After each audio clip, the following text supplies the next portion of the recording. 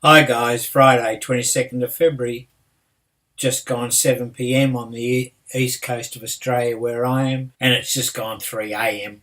on the east coast of the United States. I'm here on QMAP, the numbers are up because Q continues to post. So we're going to quickly catch up and with some of the local news. So 3 hours ago, Q went onto the 8chanQ research board and put up this post. It starts off with soft push of new narrative and example in a kill box, but I don't think it means much these days. Up to you.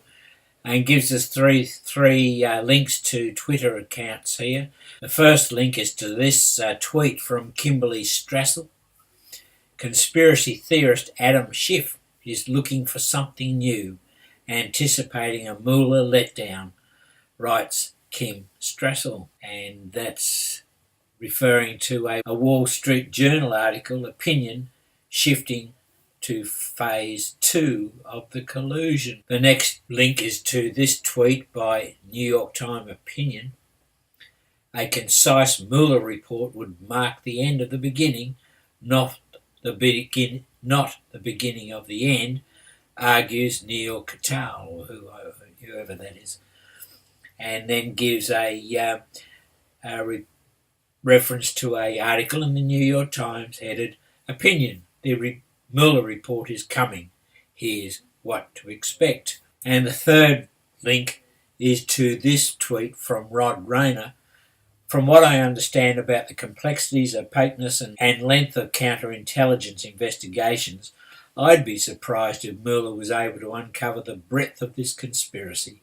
More digging will have to be done, but there'll be crimes, and we better get to see them. And Q says, what happened to the Mueller hype? What happened to the Mueller will take down POTUS threats? Gives at John Brennan. Was Mueller the insurance policy, also known as the blockade, designed to limit or restrict POTUS's ability to enforce the law? Traitors. New talking points being pushed backing away from Mueller as the saviour. It's an excuse A, excuse B, excuse C. Why are new investigations by Adam Schiff being started if, as he stated for almost 2 years, evidence exists that ties POTUS to Russia? If they had evidence, do you think they would have leaked? If they had evidence, would they be backing away, playing down the Mueller report about to be released? First they pushed for a special counsel. Now they claim the special counsel didn't look deep enough. If the special counsel report is classified, how do they know where, who, when, why, and how deep each case is? If the special counsel report is classified, how do they know the conclusions of the report? Are new investigations designed to be an insurance extension? Designed to prevent POTUS from cleaning house? Attack on political opponents who is or are actively conducting leading investigations into the president for XYZ charges beyond Mueller for XYZ reasons, zero evidence to support, is an obstruction, a trap. Southern District, New York, opening private investigation for the sole purpose of finding a crime, evidence to support, evidence presented. Does Southern District, New York report to AG Barry?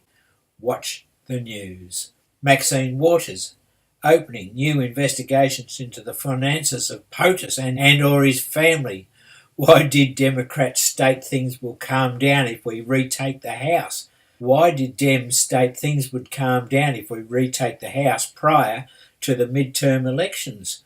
Was their plan to retake the House in order to chair each respective committee in order to start new erroneous investigations in an attempt to retain the blockade, retain the insurance policy, retain the optical illusion that a crime was committed, retain the narrative, retain Democratic base outrage, retain Democratic base obstruction, retain Democratic base support to block POTUS agenda? If you know your opponent's move, what advantage does that present? If you have the truth on your side, what advantages does that present? If you have full control of the US military, what advantages does that present? If you have complete authority to declass, what advantages does that present? And if you have the support of the American people, the patriots, what advantages does that present? Do not trust the fake news media. You are the majority. Mueller's report, then the declass, then the Office of the Inspector General, truth, and then justice. Sounds like a plan. The Great Awakening. You are the news now. And again, you really don't need me to interpret that. I think he's giving us some quite clear messages now. I think he's sick of the way it's been done, and the press is certainly presenting up a softening of the Mueller report. And then 3 hours ago, Q's back. Look at the responses, would you? We thank you for your service, board owner. We thank you for your service, volunteers. We thank you for your service, bakers. We thank you for your service, anons. God bless each and every one of you, patriots, one and all. Pepe is proud and has never been more popular. Q. Shout out to the board. And then 3 hours ago, he's back regarding conservative attack on UC Berkeley campus. The attacker is a member of local Antifa chapter, joined in April 2018. Facial scans do not hit directly. 2 jumps downstream required. Q. What are the facial scans that do not hit directly? I don't know. Leading to 2 jumps downstream required. And then 2 hours ago, Q's back, gives us this link to the tweet of Rod Rayner again. From what I understand about the complexities of opaqueness and length of counterintelligence investigations, I'd be surprised if Mueller was able to uncover the breadth of the conspiracy. You know, he needs more time. He didn't get enough time. Q says our reach is a direct threat to their control. Would the largest news companies in the world attack us daily if we weren't a threat to their narrative and control? You attack those who threaten you the most. Q. Then 2 hours ago, Q comes back, gives us this post here, which is a Donald Trump tweet. Comey throws A.G. Lynch under the bus. Why can't we find out what happened on the tarmac in the back of the plane with Wild Bill and Lynch? Was she promised a Supreme Court seat or AG in order to lay off Hillary? No golf and grandkids talk. Give us all a break. And that's matched up with a post by an anon on the 6th of February. Public interest to keep high. Uranium 1 FBI informant. A1 Debbie Wasserman Schultz. Paki Intel. Muslim Brotherhood tarmac meeting. And then talking about Supreme Court Loretta Lynch deal. Anthony Scalia, a 187. And then says the side-by-side graphics are important. Q then says the deal of a lifetime. Tarmac meeting not planned according to Loretta Lynch and Bill Clinton. Security reports indicates US Secret Service. Secret detail Bill Clinton and FBI. Secret detail Loretta Lynch planned for meeting. Supreme Court Loretta Lynch deal presented by Bill Clinton. What actions did Jim Comey take the days after? Less than a week after the tarmac meeting, Comey announced that FBI would not recommend an indictment against Hillary Clinton. Returning to the news, and these things are the news, and we just get left in the dust, really, don't we? There's so much happening. But it looks like that announcement's going to come out very soon as well. Q's telling us now to get us ready for the release of the information to the public, I'm thinking. And then 2 hours ago, Q comes back on the board, gives a shout out to these last post, and says, just another coincidence we dropped Loretta Lynch was offered a Supreme Court seat on February the 6th and backed up by POTUS on April the 15th. Enjoy the show, Q. So maybe the curtain's opening on this one. Get out the popcorn, guys. Now that's the last post by Q. We also notice here that there were no tweets by Donald Trump during that time. There's this tweet from WikiLeaks. Look, it's the CIA these days, or is that someone still connected with Assange? I can't tell you. Hillary Clinton advisor on news that Mueller is going to shortly close his investigation with, as of today, no charges relating to the Trump campaign conspiring with the Russians, which was its investigative mandate.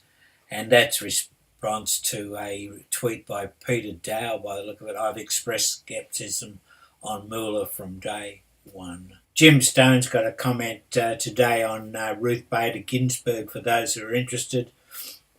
It's saying that, of course, there's still no current pictures, but she's back at work.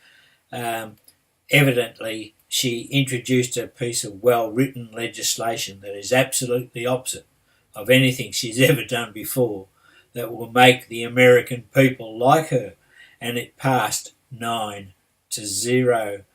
They just had to get that 9 in there.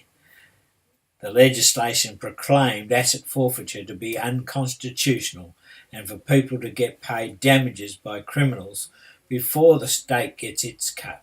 Prior to this, when someone committed a crime, they had to pay all their fines to the state and the victim got nothing. Ginsburg has had heaps of praise put on her for this, but I'd like to make a salient point. She sat the court since Clinton and never gave a damn about this before. When did the baby-killing hag decide to grow a soul? This has got to be a hoax. I don't believe it. Pictures or it did not happen. I don't care. And he goes on. I'll leave a link. Gateway Pundit has their second part of the exclusive Inside the AGT Juggernaut. FBI DOJ cover-up by Clinton Foundation and Russia-China related crimes. And this is part 2 of the story. I gave you up part 1 the other day. I'll leave a link and you can read this if you're following it. A True Pundit's reporting this. Mueller report may be anticlimactic, says an ex-intelligence director video. And this is former DNI James Clapper. Let's have a quick listen. Do you see evidence of some kind that President Trump is an unwitting asset of Russia? Well, the strange thing, I think, that's bothered a lot of people, both in and out of the intelligence community, is this strange... Okay, I'll leave a link. He mumbles a lot and he doesn't answer the questions. And what else do you expect him to say? The Last Refuge has this story I found interesting. IRS intelligence analyst John Fry was charged with leaking the Qanon financial records to creepy porn lawyer Michael Avenatti, of course. And for those who keep saying nothing's happening, here's just what happened in the Department of Justice in their Project Safe Childhood area. February 21st, quiet list. February the 20th, quiet list. The 19th, I'll leave a link. Politico has this article.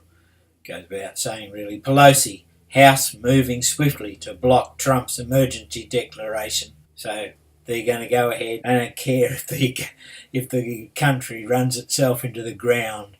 They have only eyes for beating the Trump team. A couple of other quick stories here. Zero Hedge.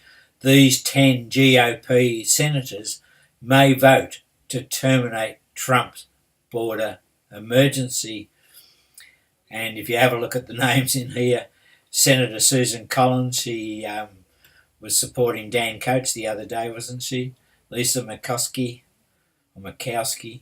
Tom Tillis, Lamar Alexander, Cory Gardner, Marco Rubio, Mitt Romney, Mike Lee, Jerry Moran, Rand Paul.